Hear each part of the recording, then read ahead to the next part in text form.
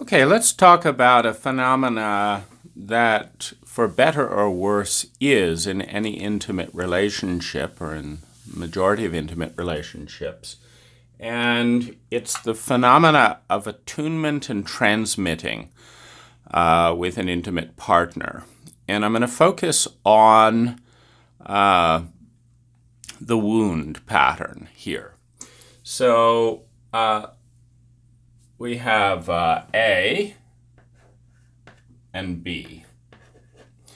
So partner A has stayed out in the sun on a Greek holiday, came from Norway, spent 2 or 3 days in the sun, and is completely sunblasted. And let's say that the sunblast is focused right here. So as a result of that, anytime clothing is touching, someone says, "How are you?" You lay on that side of the bed, it's painful because you're severely sunburned. Or let's say poured a pot of boiling water. So severe burn in this location here.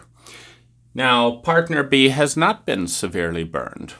And so, A, they don't feel anything. They don't have any feelings about the physical sensations either because they're not their physical sensation. If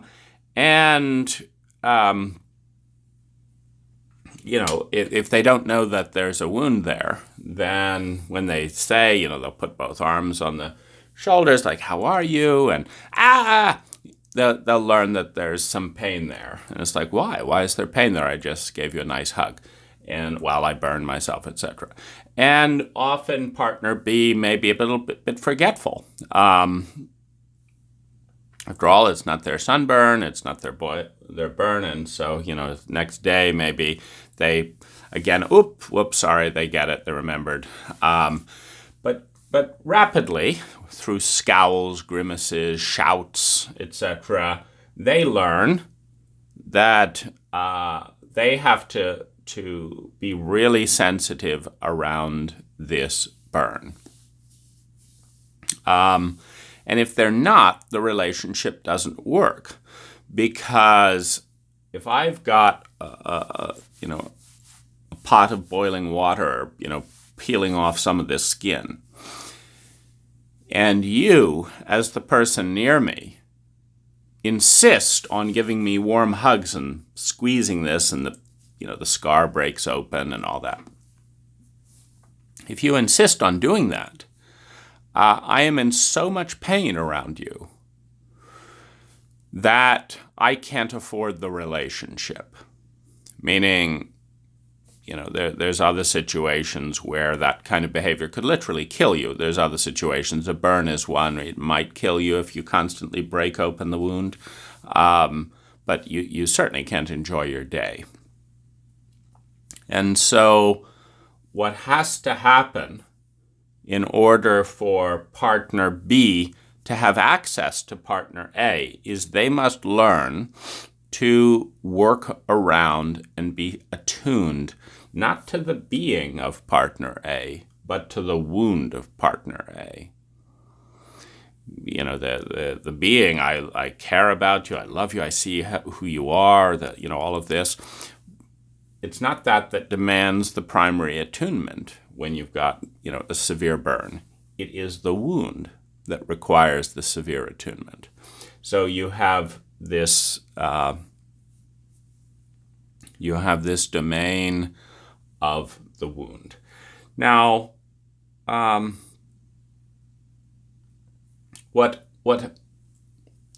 So now partner B and partner A learn to relate to the wound. Now, let's say that this wound is emotional, or let's say that partner B broke their knee, and we'll put these little marks here for wounds that are about A, and then we'll put these circles for wounds that are B. Now, Partner B has broken their knee. They were out bicycling.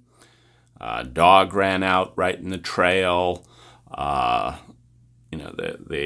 bicyclist, partner B didn't want to hit the dog, so they swerved. But it was a rocky mountain trail.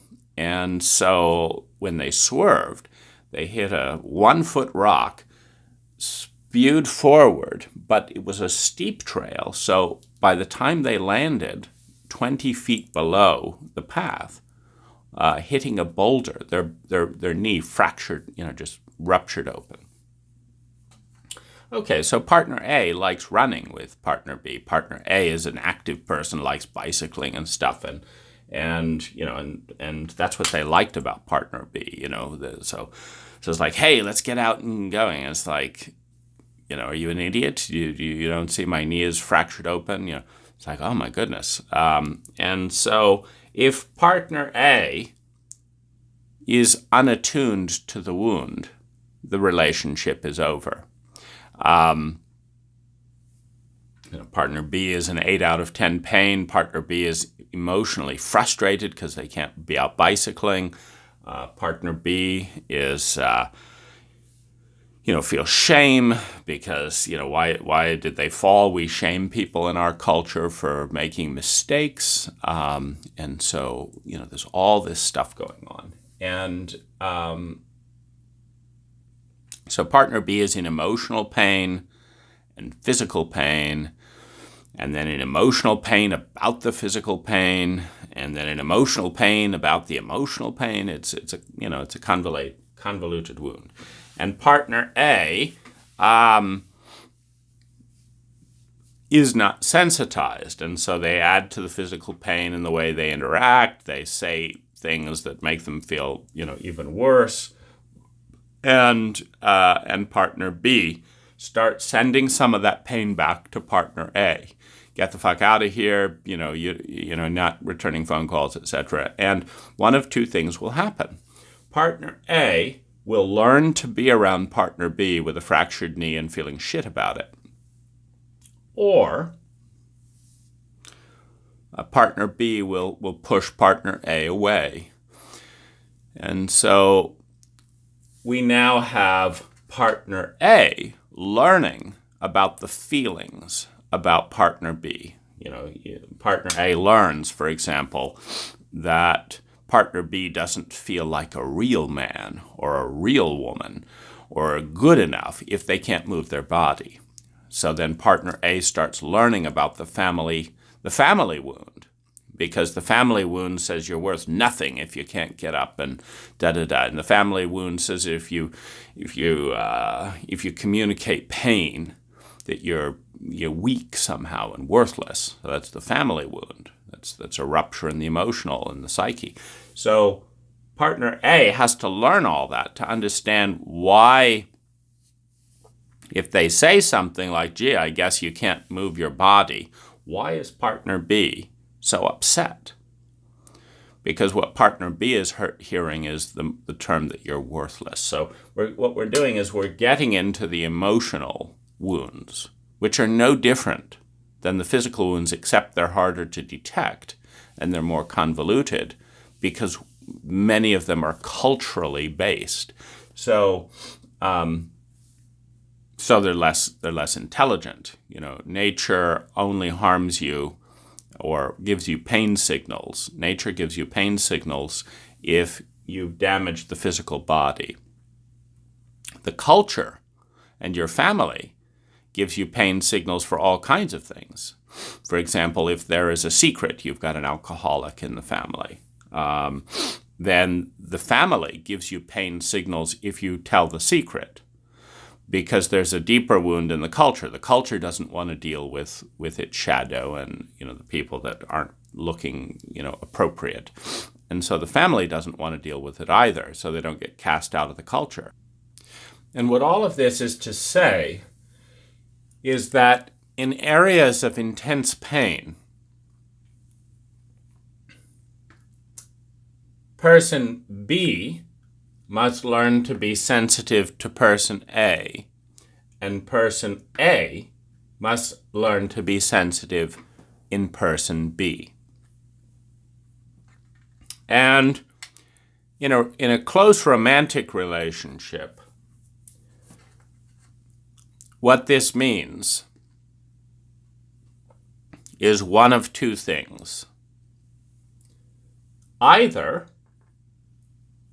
this will be done inconsistently and sloppily by both parties, meaning partner A may have a severe sunburn, but the deeper wound in partner A says, tough people, real people, don't talk about their pain. So partner A says nothing about their sunburn, which means that every single time someone touches them, they grimace, they're in pain, but pain is weak in partner A's psychology. And so they say nothing during the party. So they've got 20 pain hugs, and then when they feel more safe, because this is the interesting thing with close relationship, we treat our partners the way we treat ourselves, particularly if we're married. That's one of the reasons that marriages deteriorate so rapidly. Is one of the cues to marriage is that you're just like me. We're one. So why should I treat you better than I treat myself? So I don't. I treat myself terribly. I'm critical of myself. I attack myself and this and that and the other. So then I criticize and attack my spouse. I mean, why would I treat my spouse different than me? We're both equal. And I treat myself like shit. And I treat myself like shit because I was treated like shit. And it was too big of a battle to say, no, I'm worth being treated better.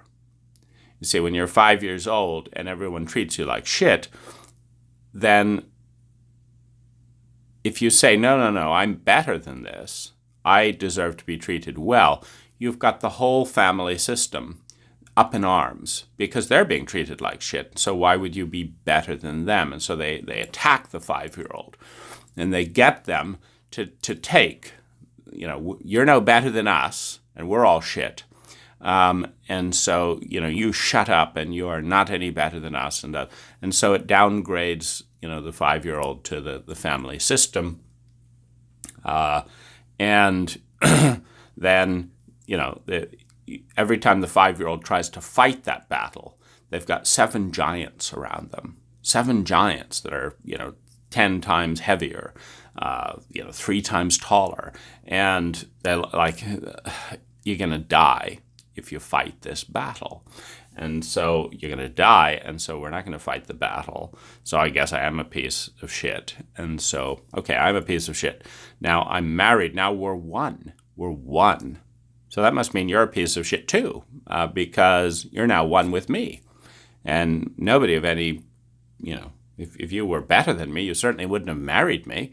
I'm a piece of shit, so you must be a piece of shit too. And so as a piece of shit, we treat ourselves very badly and poorly and this and that and the other. And then, but other people, strangers, they're not pieces of shit necessarily. It depends on the programming.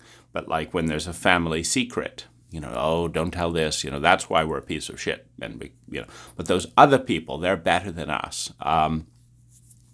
So strangers become better than the self, which means strangers are better than the couple. Because if you're married to me, you're just like me. And so we're both pieces of shit. But those other people, we've got to put on a performance for them. We've got to look good for them. We've got to clean the house for them. We've got to smile for them. I'll grimace and, oh, you made me look bad. But let's smile for the public benefit. This is the message when you adopt it. We in this family are pieces of shit, but everyone else is better than, because we're phony or whatever, but they're not. They're the true rich people, or the true popular people, or the right race, or all the bigotry and chauvinism and stupidity of our ancestry and cultural wounds get shoved onto the child. The child tries to attack. learns that they can't win the fight. As a 5-year-old, they can't win the fight. So they take it on. Then they transfer that in the marriage to their spouse. If I'm a piece of shit and you're marrying a piece of shit, and now we're one, what does that make you? It makes you a piece of shit. So why should you be treated better than me? I treat myself poorly because I'm a piece of shit, and I know that. But you're a piece of shit too, so why should you as a piece of shit be treated better than me? And there is no reason. That's not where the logic flaw is. If I'm a piece of shit and we're one and you're a piece of shit, why should this piece of shit be treated better than this piece of shit? It shouldn't. There's no basis for that. The flaw is in the assertion that we're pieces of shit. I'm not a piece of shit. You're not a piece of shit. I don't deserve to be treated this way, and neither do you. That's how it resolves. But when every time you've gone to the truth in a sick family system, you've got 7 giants attacking you, you turn away from the truth to embrace the wound. And there's a certain amount of that, if we look at the physicality of it. If you have an adult with a burn up here and a broken knee down here, and that's me. So I've got my broken knee, my burn, and then my allergies. And then you've got 3 broken ribs, severe asthma, and your foot was cut off recently, whatever it is. So we've got these 3 wounds. So if both people can't navigate around each other's wounds, the relationship explodes, particularly if there's severe pain involved. Or it goes through periodic outbursts.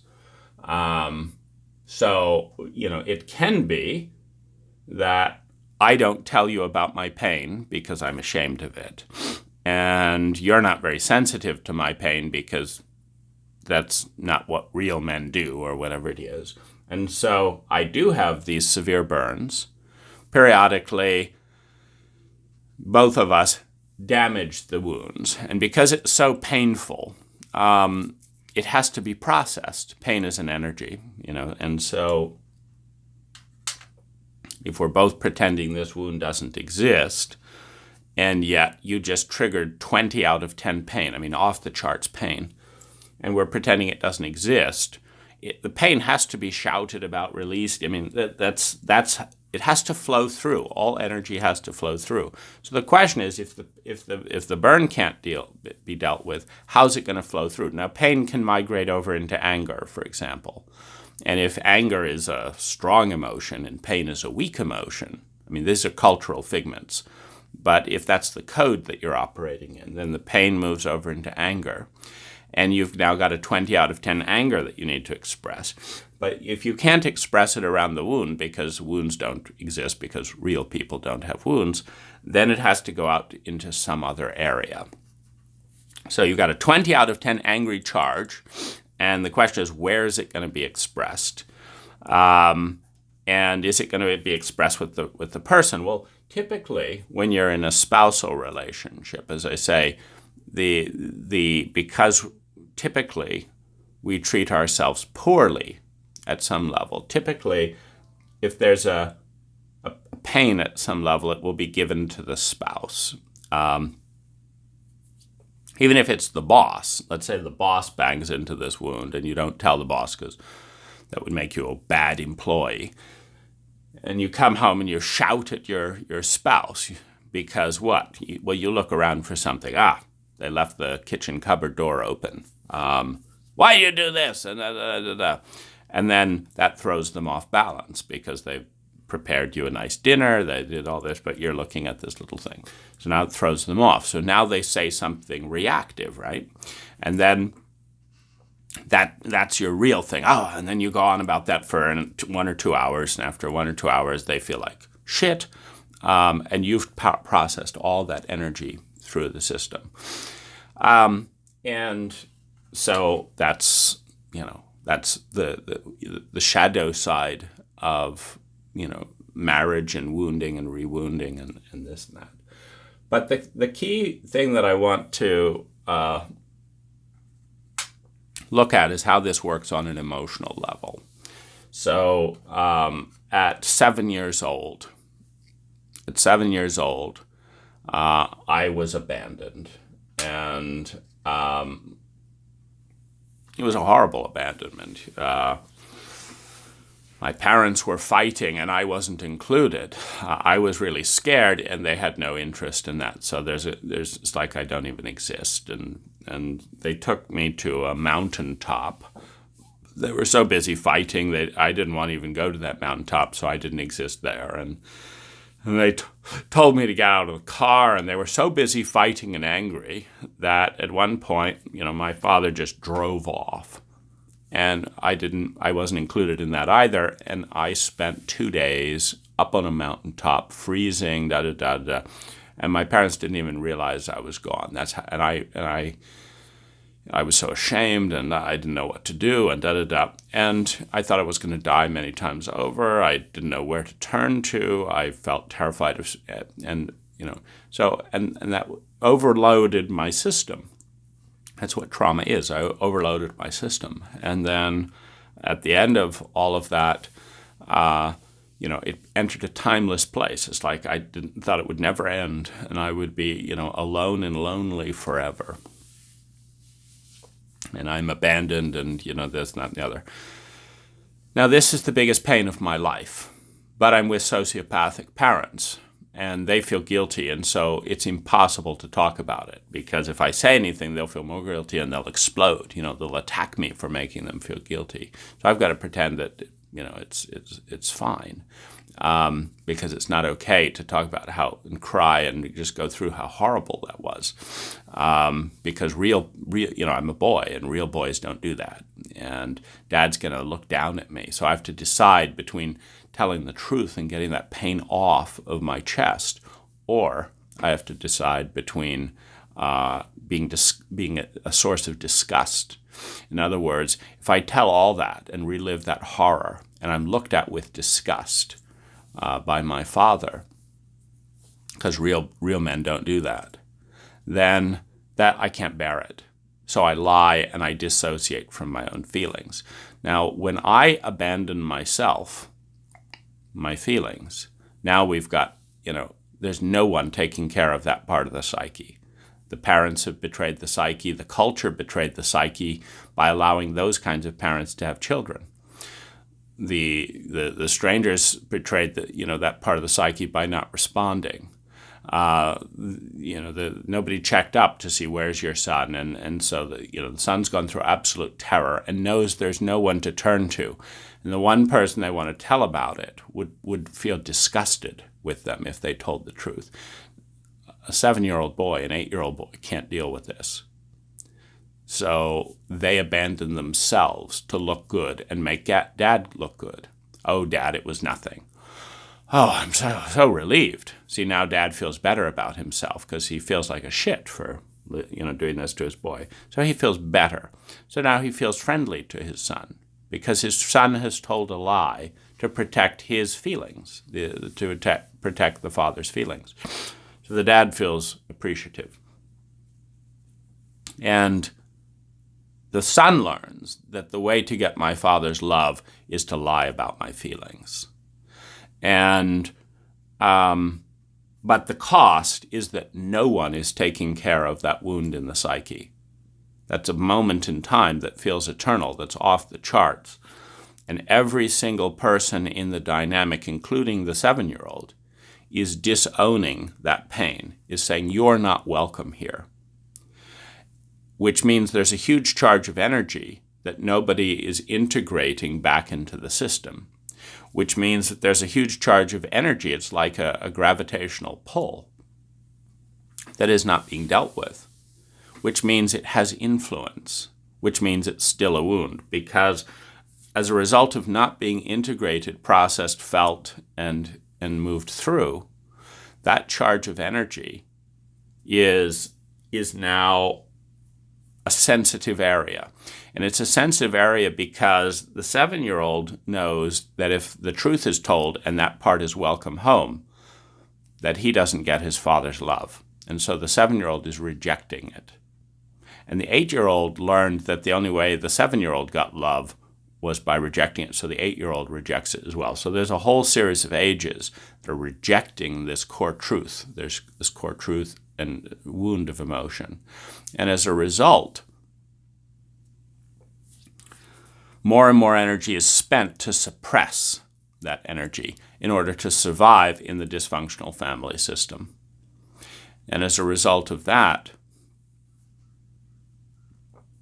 there's a terror of abandonment, because this is the worst horror and the worst nightmare within the psyche. So this person knows that if they ever get abandoned again, they're going to go through hell. And they're going to know that nobody's going to be there. And they're going to know that they can't afford to be there for their own hell. And they're going to abandon themselves. And they're going to know that all of that has to be pushed down. And they're going to know that all of that needs to spend years suppressing that energy. And the cost of that is so high, it'll kill me. So you can never abandon me. So this is where you get a bottom line. You cannot abandon me. And so you're shopping for board games, right? And your partner walks off to another aisle. They saw a light and thought, oh, maybe I could surprise them and get them a board game over here. But person A looks up with this wound, and their partner has abandoned them. They're nowhere to be seen. Instantly, they're 7 years old emotionally, because that bit never got dealt with, and so it's still got a gravitational pull. They're looking around frantically, and they leave the store thinking that the parents have run off again, and they want to catch them before they can abandon them again. So they leave the store and turn right and turn left, and this, and that, and the other. And meanwhile, the partner comes back. Where's the person? And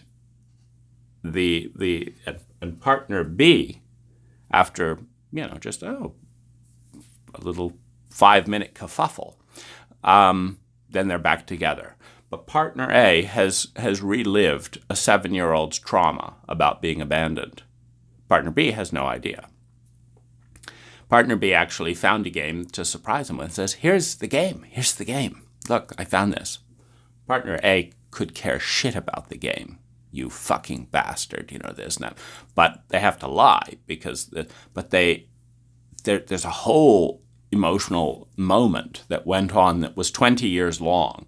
Partner B knows nothing about. But partner B does get the message that they gave a gift of the game and it meant nothing. Well, maybe that was partner B's wound. Or partner A, maybe that was partner B's wound. That gifts don't matter. Nothing that I give is enough, and that happened because I gave everything, and I gave everything, and I gave everything. And then my mother hated me because I walked in when she was having an affair, and I didn't know what that meant. I just knew that, I knew I'd worked so hard on that drawing, and I wanted to please her, and she hated me for seeing her because she hated herself for having an affair. And now she hates you for seeing her hating herself. So she hates you, and she could give, the gift is irrelevant. She is so self-absorbed. But you, it was everything. For her, it was nothing. And so you have this, so partner B is in this, like, my gifts don't matter. See, it's like, I did this, it doesn't matter. And they're both in deep depression now because the other person is not going to rescue you from the deep suppressed emotions and patterns that you didn't deal with as a child, because nobody would help you deal with them. You didn't deal with them in school because everyone bullied you for having feelings. You didn't do them at work because in our culture, professional is defined by we don't talk about anything real. And we didn't deal with it in our parents because the marriage, we're just supposed to get married, have sex, and live happily ever after. But of course, that doesn't work either. And so here we are, stuck again. that this person that seems so promising to help us free from all this pain and shame is now reenacting it, and we don't know what to do, because where do we turn? And this is the crisis, the existential crisis of meaning, of belonging, of truth, of purpose. Like, what do we do? And so that is a real crisis. And it is the crisis that at least 40% of our culture is living in right now. What do we do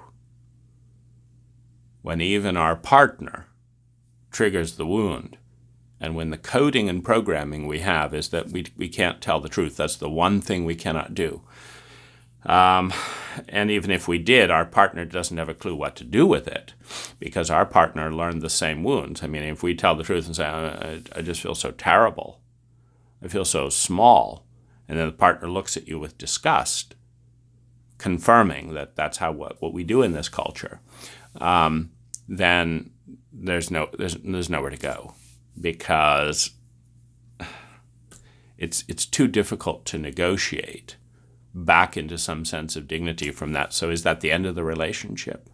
Is that the basis of suicide? Is that this is the crisis that we're in as a culture. But one of the things that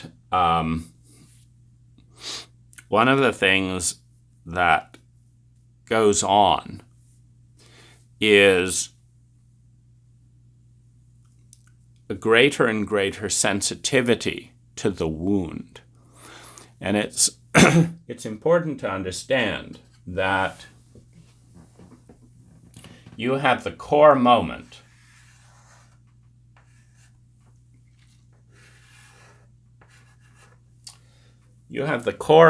of who you are, your essence, the sense of, I'm this is who I am. I see this energy, I feel this is who I am. You have this core essence of who you are. And then you have your deepest trauma, the sense that being you was going to kill you in the context of a family system and culture that attacked this core, that found something about this core threatening, because maybe this core was incredibly spontaneous and loving, but that touched the sunburn. Maybe this core was incredibly truthful, but that exposed the family secret. Maybe this core was incredibly divine, but that was weird. And so the gold was wrapped up in burlap and pushed off to the side, and you saw the faces of your entire family system all looking around you with terror as you began to exhibit this beautiful trait. It's like, oh my God, how's that going to go down at school? Oh my gosh, we've got to shut this 5-year-old up. He cannot be radiant. He cannot be radiant. I'll be teased. I'll be this. Shut that 5-year-old up. So how are we going to shut him up? Well, let's feed him candy. Let's send him some violent movies. Let's do this. Let's tease him. Let's hang him upside down and traumatize him with his, and put sand down his socks. Let's see, is he still radiant? No, okay.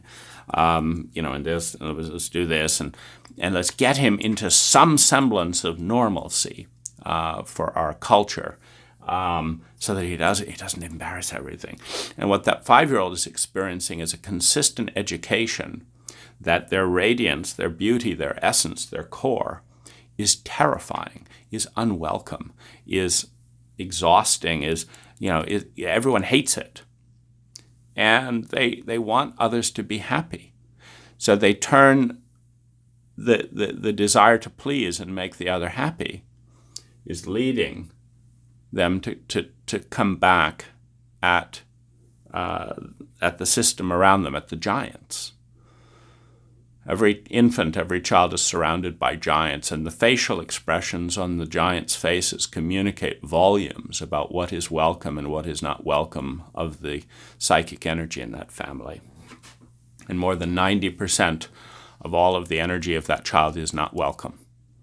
90% of it is too loud, is too this, is the wrong time, is this and that and the other. And so 90% of the energy is attacked.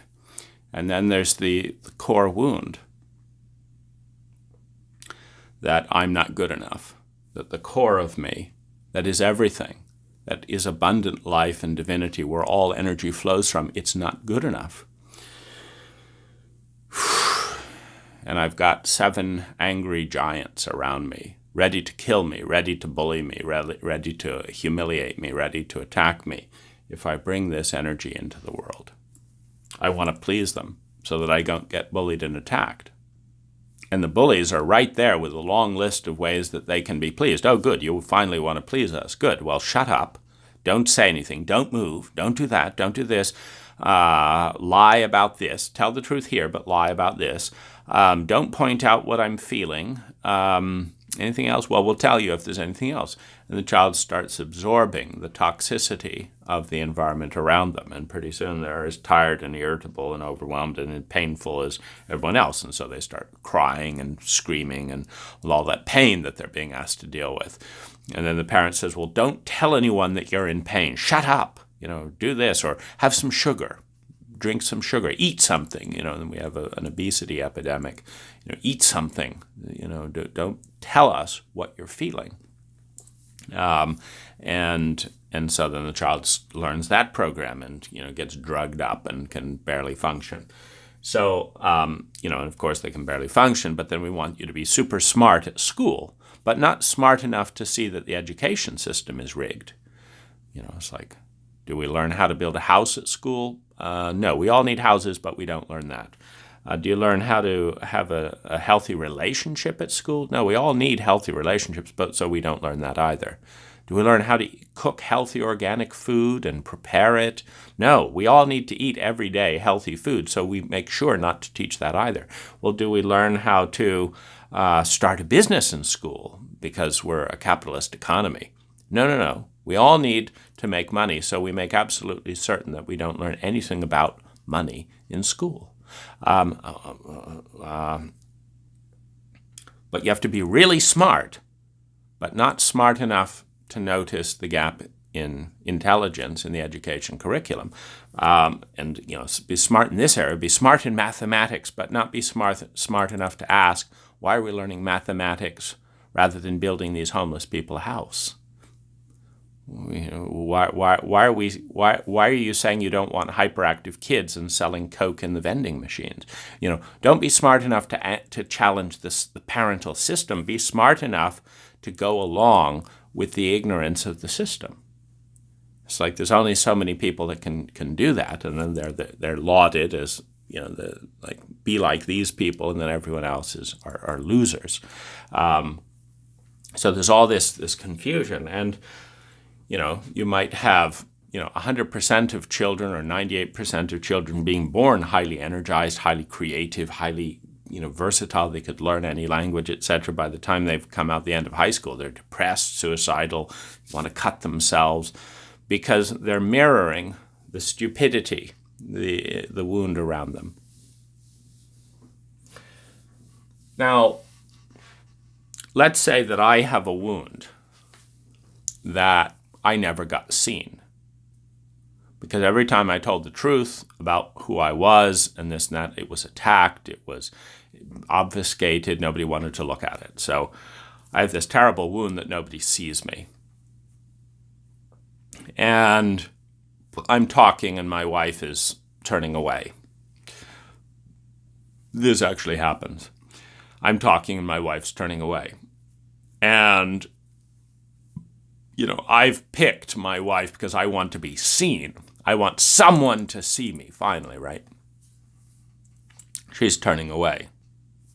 And I'm furious because I went to all the trouble to pick someone who could see me, who said they wanted to see me.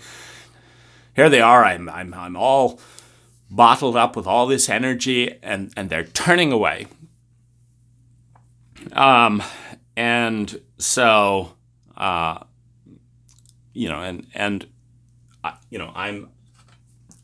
in pain because it's triggering this thing, like no one wants to see me, so I'm in pain.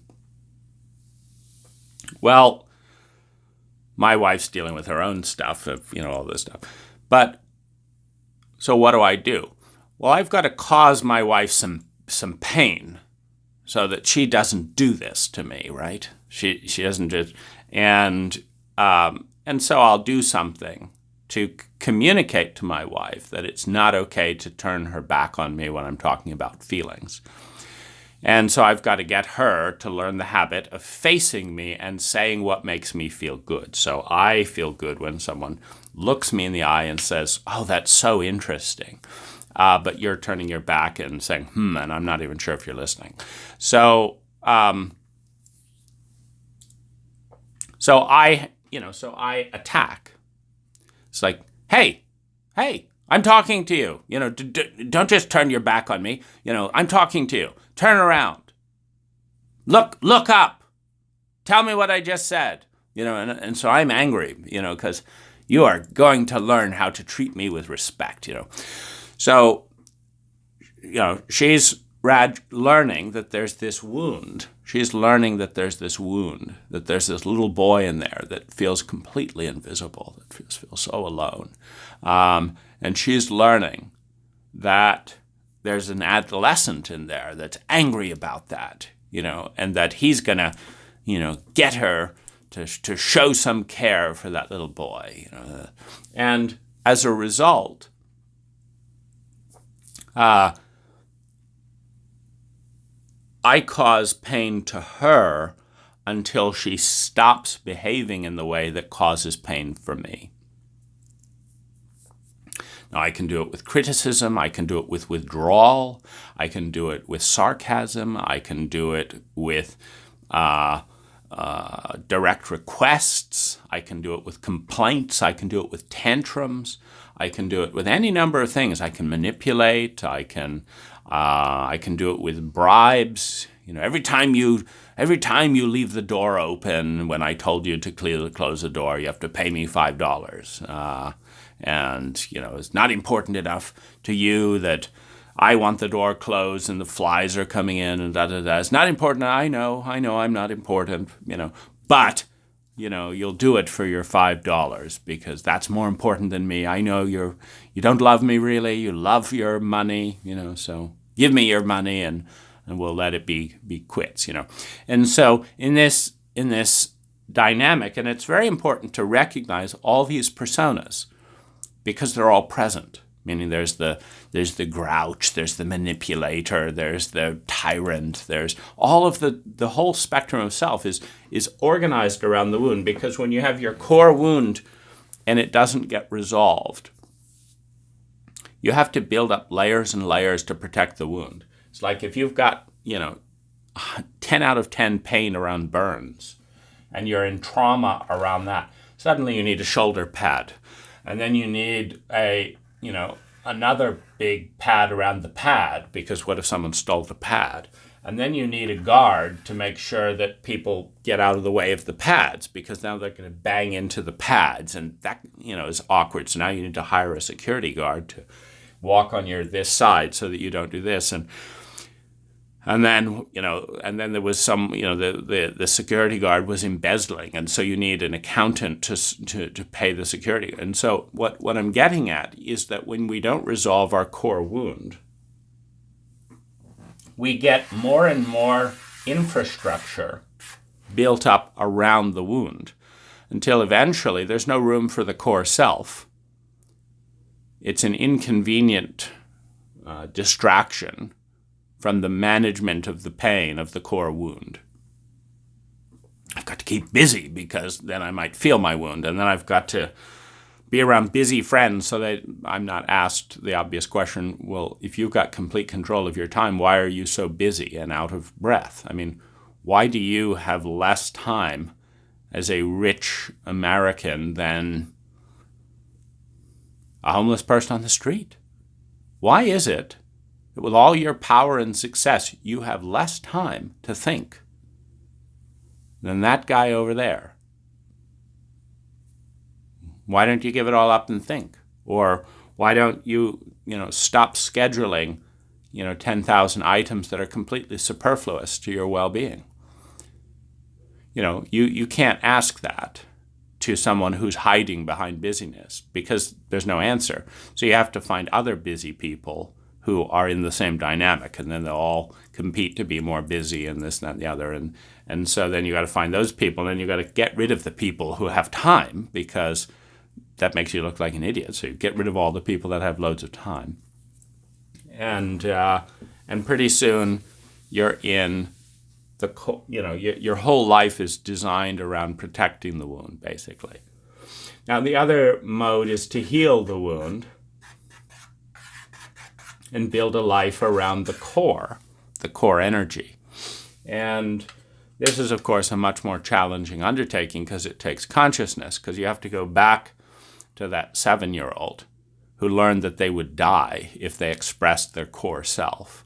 And you got to help them understand that even though they would have died then, that you will not die as a 40-year-old, even though they think you're going to die. Your 7-year-old, when you start speaking the truth, for example, your 7-year-old is convinced, absolutely convinced, that you're going to die.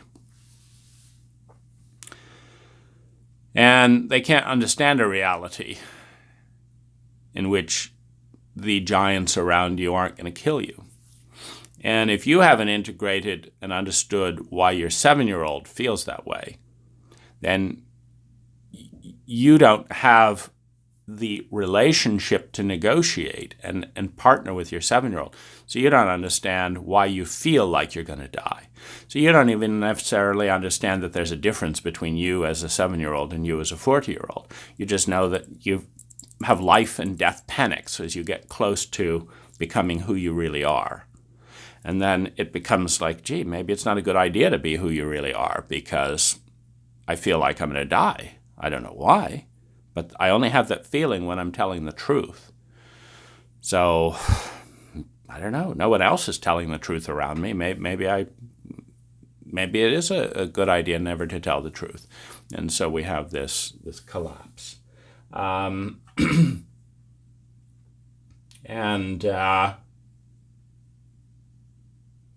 So there's these two poles, and at any point we're feeding the wound and killing off our core self, because they take up the same real estate.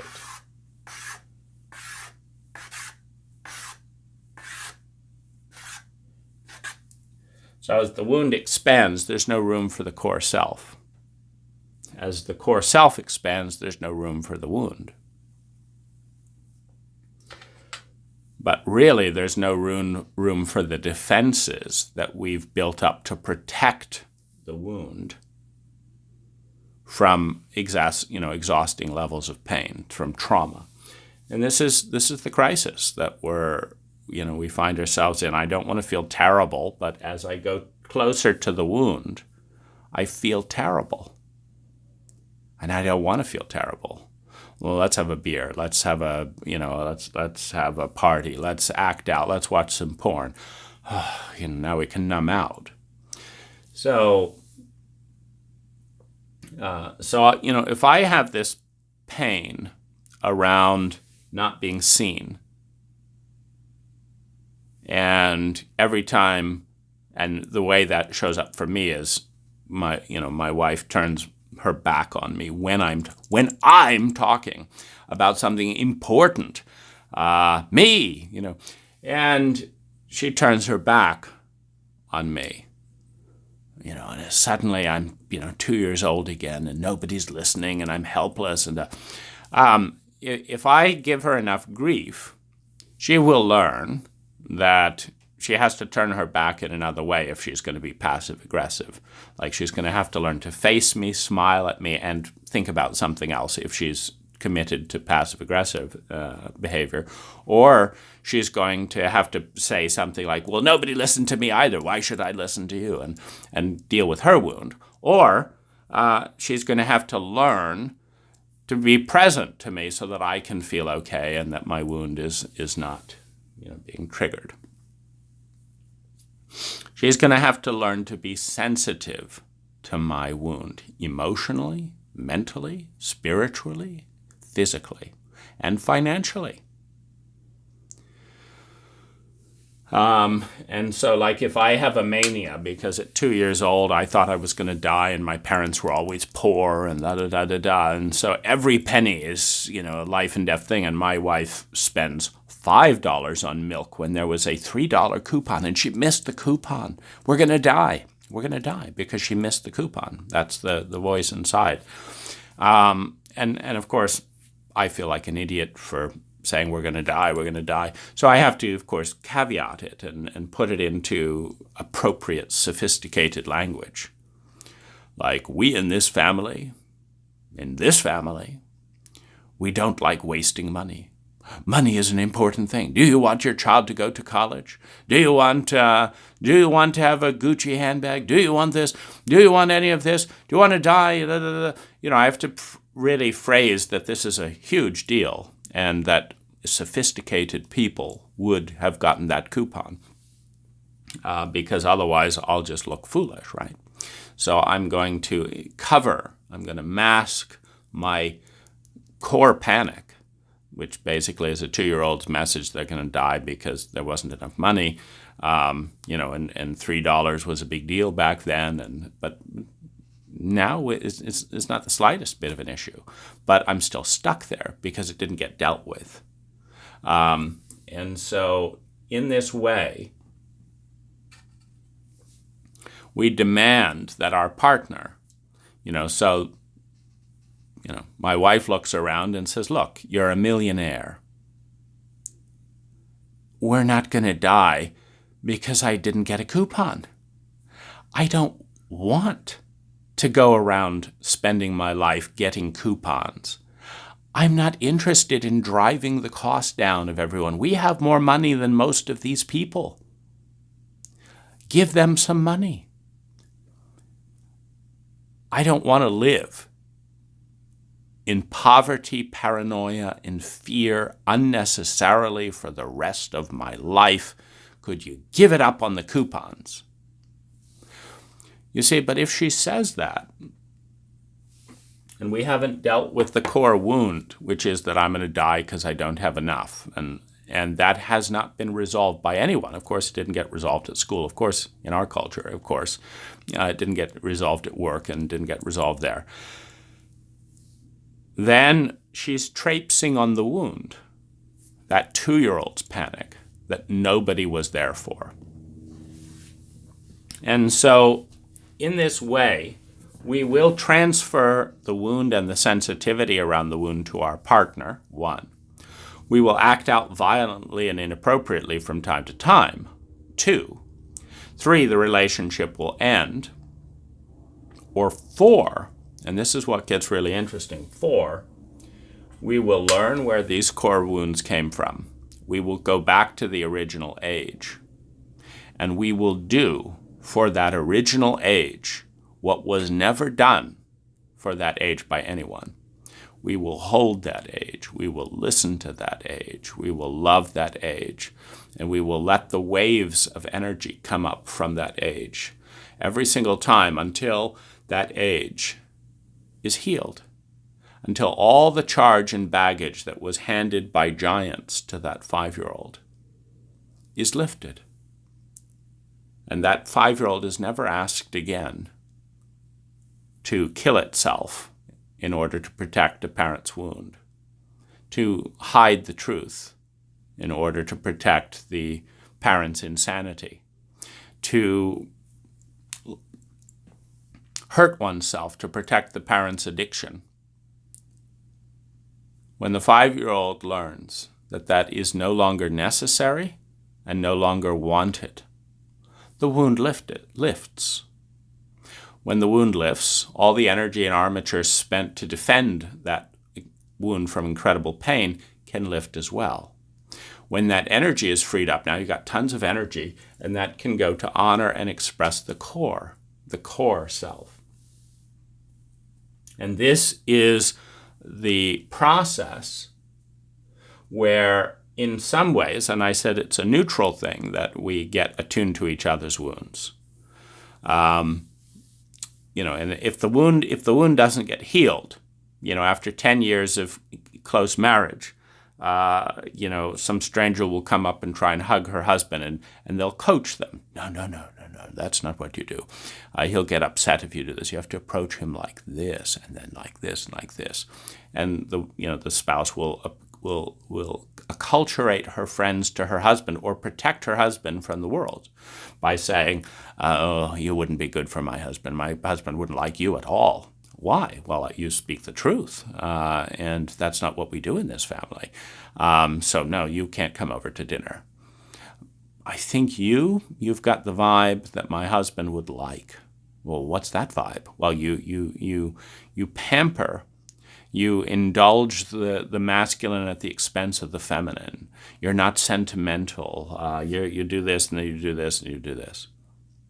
It's like, that's a good thing? I thought that was dysfunctional. No, my husband really likes that, so you can come over to dinner. And so the wife is the gatekeeper of the wound. And similarly, the husband, my wife's a bit of an idiot, but don't say that, or don't point that out, or don't do this. You got the picture, okay? So because we can't say that, it's like, okay, we come over here, and protect the wound, because if it comes out, because this is what's so odd is, in the effort to protect the wound, we get absolutely crazy, absolutely insane. This makes we say do this over here, but over here we do the exact opposite. We do this over here, and we do the exact opposite. We say we're all into the needy, but we're terrified of this and that and the other, and it's just completely crazy. And then nobody talks about our craziness. That's the real important thing, because we don't know what to do with it, and so we just don't talk about it. So you got that, you got that, and you got that. Okay, so fine, you can come near. And it's absolutely insane. And it keeps getting bigger, because it's like the obstruction of justice scenario, where the lies about the lies get up exponentially to eventually where the entire universe has to be covered in lies to protect the wound, or the entire wound system has to be erased to deal with the core truth. And the whole system is set up to make sure that conversation doesn't happen, because it would fall apart. A little bit of truth, it would fall apart. So I hope this has been useful to you, as it has been to me. And I'll see you on the next video.